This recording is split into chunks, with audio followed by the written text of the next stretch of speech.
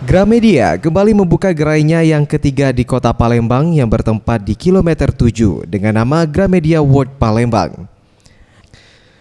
Gramedia World Palembang hadir bukan hanya sebagai toko buku, namun dengan konsep brand yang menggabungkan konsep mall sehingga membuat pengunjung betah berada di Gramedia.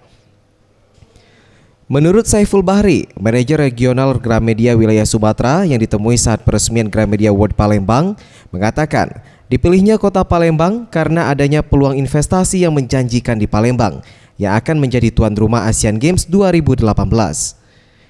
Gramedia World Palembang ini merupakan cabang Gramedia terbesar di Indonesia dan Gramedia World terbesar dan terlengkap untuk referensi buku serta fasilitas dapur mini yang dapat digunakan demo memasak. Jadi gini, kita melihatnya Palembang masa depan ya. Dalam waktu dekat kan 2 tahun lagi ada Asian Games. Terus obsesi dari pimpinan daerah setempat kan cukup tinggi. Ada buat seperti nah, kita antisipasi seperti itu.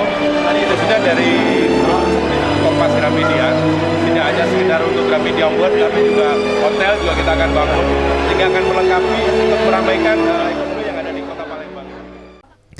Dalam peresmian Gramedia World, Gramedia membagikan 100 buku dengan pihak sekolah di Kota Palembang serta program menanam 500 pohon.